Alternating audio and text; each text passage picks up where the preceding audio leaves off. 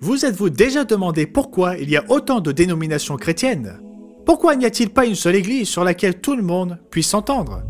Un rapport de Pew Research d'avril 2017 révèle qu'il y a environ 2,3 milliards de chrétiens dans le monde. Cela représente à 31% de la population de la planète Terre à notre époque. Voyons ce fait étonnant.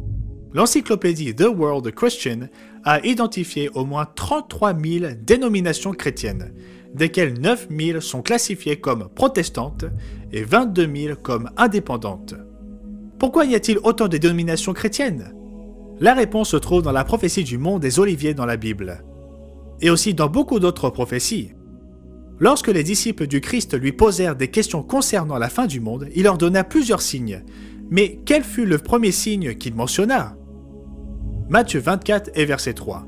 « Dis-nous quand ces choses arriveront, et quel sera le signe de ton avènement et de la fin du monde ?» Et Jésus, répondant, leur dit « Prenez garde que personne ne vous séduise, car plusieurs viendront en mon nom, disant « Je suis le Christ », et ils séduiront beaucoup de gens. Oui, beaucoup viennent en son nom, en qualifiant leur religion de christianisme et en disant que Jésus est le Christ, mais en même temps séduisant beaucoup de personnes. Certains imposteurs dans le monde prétendent être l'incarnation du Christ lui-même, mais le sens principal de sa mise en garde est d'avertir que beaucoup proclameront Jésus en tant que le Messie promis, le Christ, loin de Dieu, tout en prêchant le contraire de ses véritables enseignements. Savez-vous que Jésus et l'Église du Nouveau Testament qu'il établit n'observèrent pas le dimanche en tant que le jour de culte? Savez-vous que l'Église de Dieu originelle du 1er siècle n'observait pas Noël ni le dimanche de Pâques? Comment se fait-il qu'il y ait des différences si flagrantes entre le christianisme originel et les prétendues traditions chrétiennes de nos jours? Mes amis, qu'est-il arrivé au christianisme originel? N'aimeriez-vous pas faire partie du christianisme révélé dans la Bible? Qu'est-il arrivé au christianisme du Christ? Restez à l'écoute.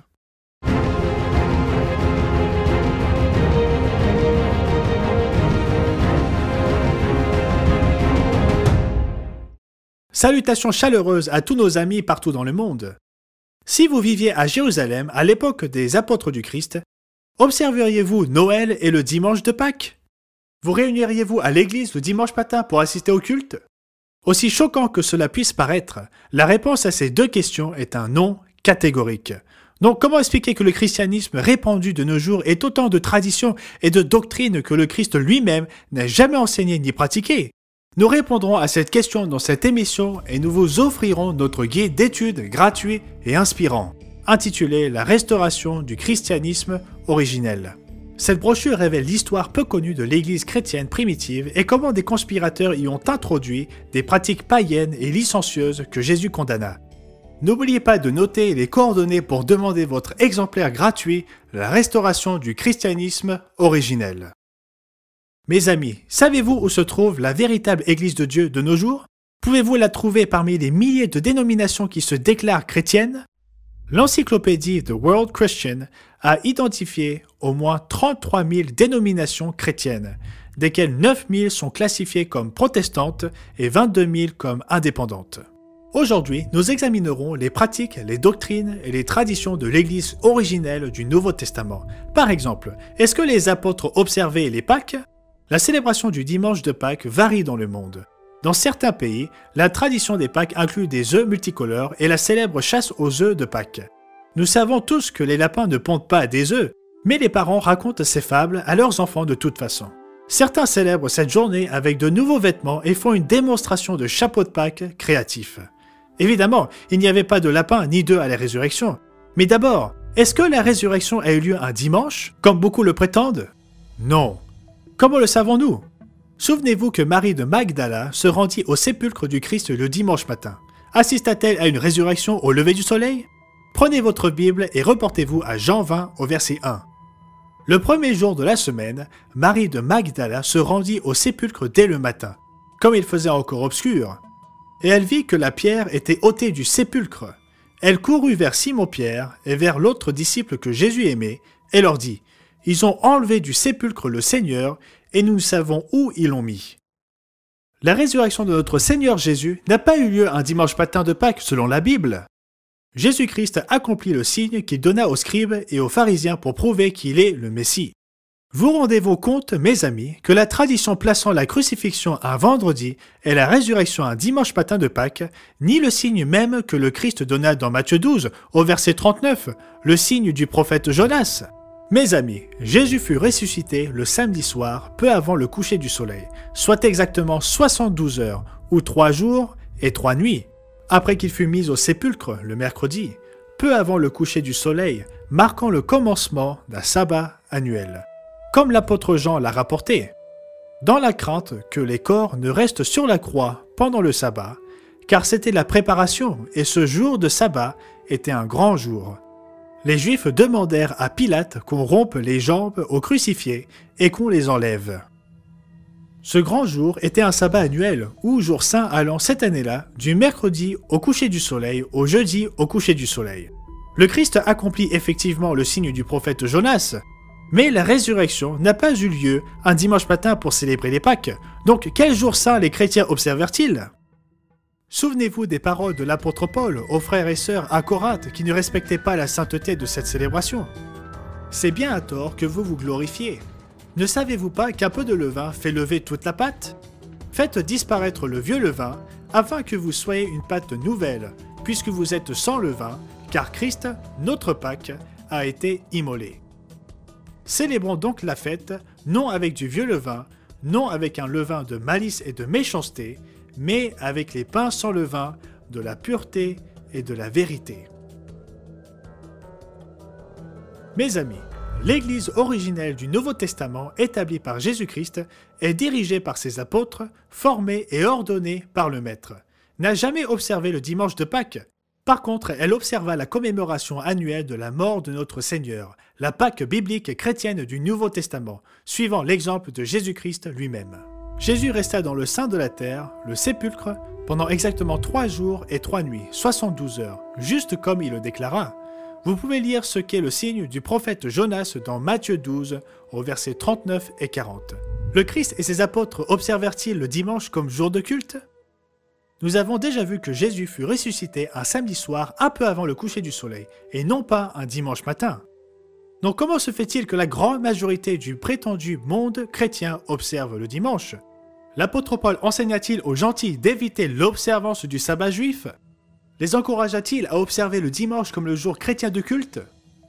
Examinons ce que les gentils observèrent en réalité, suivant l'exemple de Paul, l'apôtre des gentils. Prenez votre Bible et reportez-vous au livre des Actes, au chapitre 13, au verset 42. Au 1er siècle après Jésus-Christ, Paul prêcha pendant le sabbat dans la synagogue d'Antioche.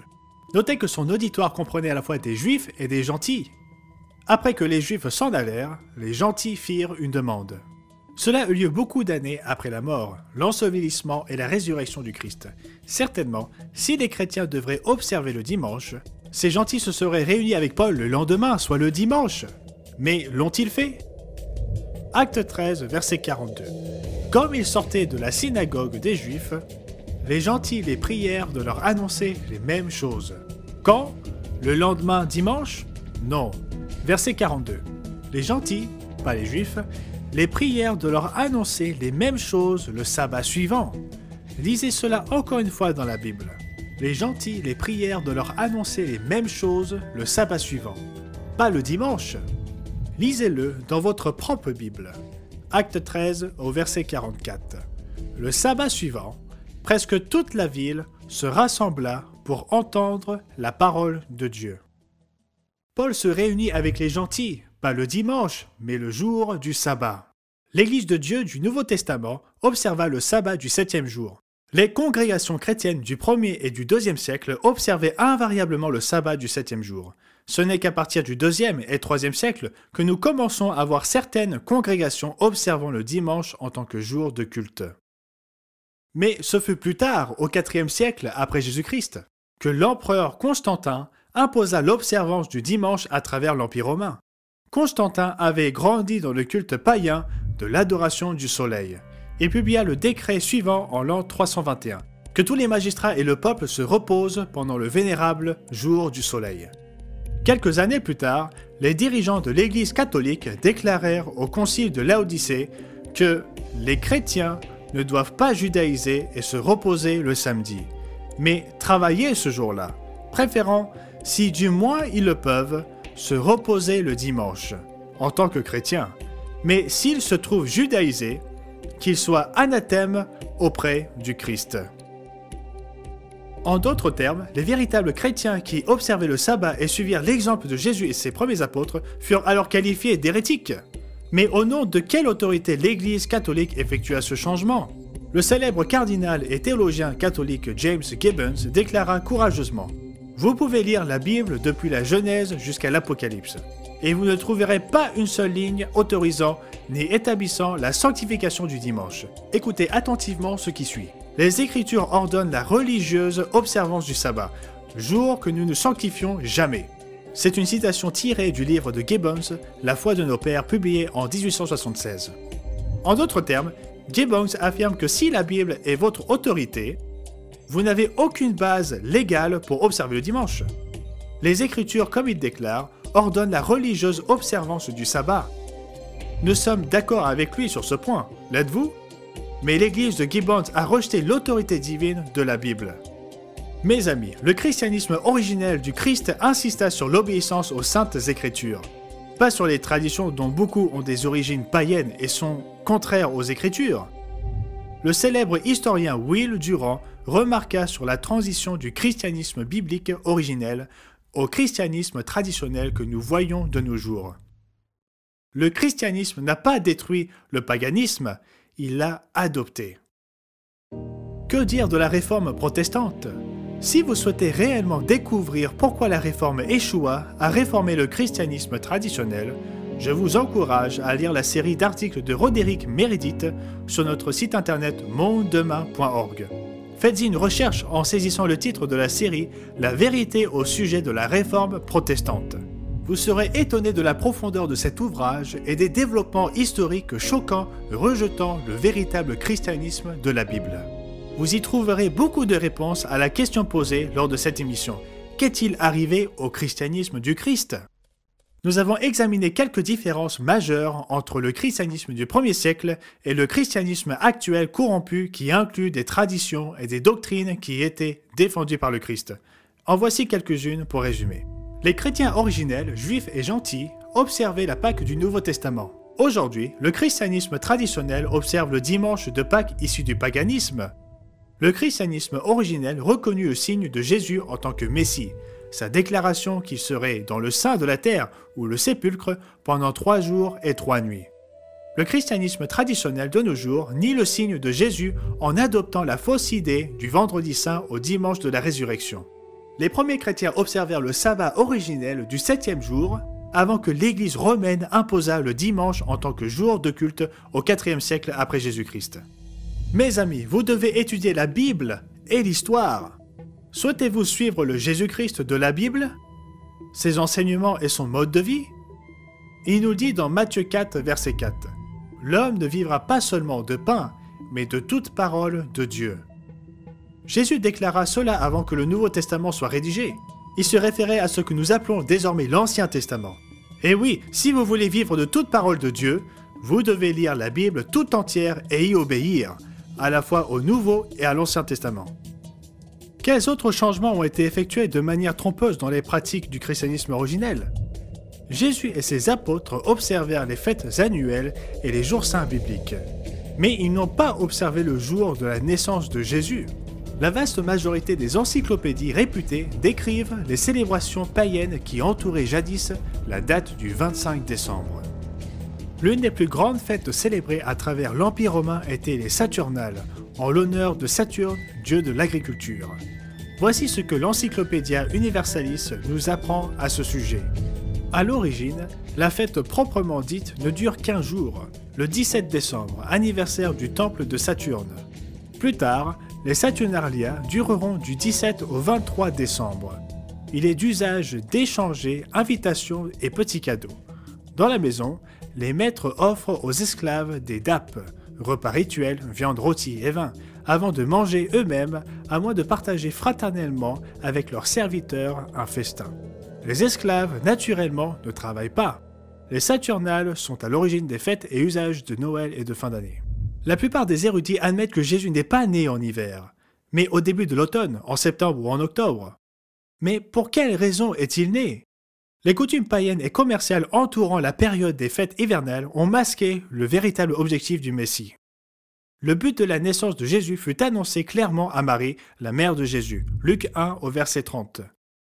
L'ange lui dit « Ne crains point, Marie, car tu as trouvé grâce devant Dieu, et voici, tu deviendras enceinte, et tu enfanteras un fils, et tu lui donneras le nom de Jésus. Il sera grand et sera appelé fils du Très-Haut, et le Seigneur Dieu lui donnera le trône de David, son père. Il régnera sur la maison de Jacob éternellement, et son règne n'aura point de fin. » L'ange Gabriel déclara à Marie que Jésus serait un roi. Il naquit pour être à la tête d'un royaume éternel. Environ 30 ans plus tard, Jésus commença son ministère public. Il proclama un évangile spécifique. Reportez-vous dans la Bible au livre de Marc, Marc 1 et au verset 14. Après que Jean eut été mis en prison, Jésus s'en alla en Galilée, prêchant l'évangile du royaume de Dieu et disant « Le temps est accompli et le royaume de Dieu approche. Repentez-vous et croyez à l'évangile. » Nous voyons ici une autre différence majeure entre le christianisme de Jésus-Christ et la plupart des contrefaçons actuelles. L'Église originelle prêcha l'évangile du royaume de Dieu qui dirigera la terre pendant 1000 ans sous l'autorité du roi des rois et du seigneur des seigneurs avant le jugement du grand trône blanc. Vous trouvez cela dans Apocalypse 19 verset 16 et chapitre 20 verset 4. Vous connaissez probablement au moins une grande dénomination affirmant qu'elle est actuellement l'incarnation du royaume de Dieu sur la terre. Mes amis, si vous regardez régulièrement les émissions du Monde de demain, vous savez que le règne terrestre du roi sur toutes les nations ne sera pas établi avant que la 7e trompette d'Apocalypse 11, verset 15, ne retentisse. Le 7e ange sonna de la trompette, et il y eut dans le ciel de fortes voix qui disaient « Le royaume du monde est remis à notre Seigneur et à son Christ, et il régnera au siècle des siècles. » Mes amis, la plupart des gens ont oublié la bonne nouvelle prêchée par le Christ. Il reviendra en tant que roi pour diriger toutes les nations de la terre. L'ange Gabriel proclama dans Luc 1, verset 33. « Son règne n'aura point de fin. » Dans cette émission, nous avons examiné comment des changements païens introduits au christianisme originel de Jésus-Christ produisirent la foi répandue actuelle que nous voyons dans le monde chrétien aujourd'hui.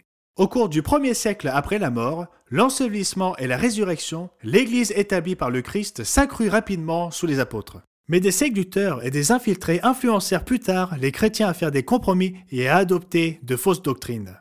L'apôtre Paul avait averti l'Église à Thessalonique, car le mystère d'iniquité opère déjà, attendant seulement que celui qui le retient maintenant soit enlevé. Cette même iniquité est enseignée de nos jours par des églises qui veulent vous faire croire que le Christ a aboli les 10 commandements, et que nous pouvons désormais pratiquer l'iniquité puisque nous sommes sous la grâce. Mes amis, la grâce ne vous permet pas de tuer, mentir, commettre l'adultère ou dérober.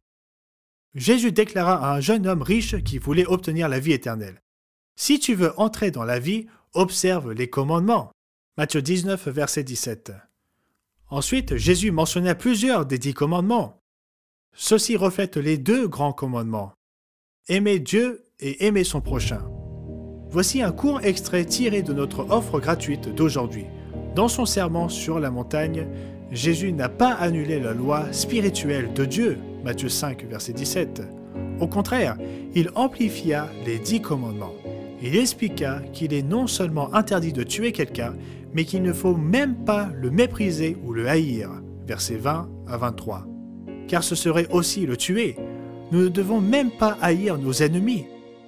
Comme Jésus l'a dit, aimez vos ennemis, bénissez ceux qui vous maudissent.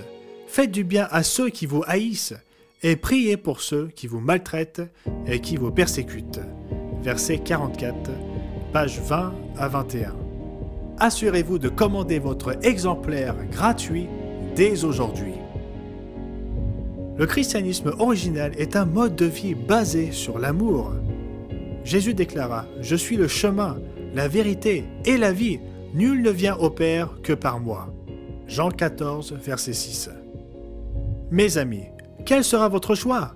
Le christianisme de la Bible ou une fausse religion qui fait avancer des fêtes païennes et l'iniquité? Vous devez chercher la vérité. Vérifiez toutes les sources que nous avons citées dans cette émission. Prouvez par vous-même dans votre propre Bible ce qu'est la vérité. Merci d'avoir regardé cette émission du Monde de demain. N'oubliez pas de vous abonner à notre chaîne pour ne rater aucune de nos vidéos. Et si vous aimeriez recevoir gratuitement la brochure La restauration du christianisme originel, cliquez ici. À la prochaine.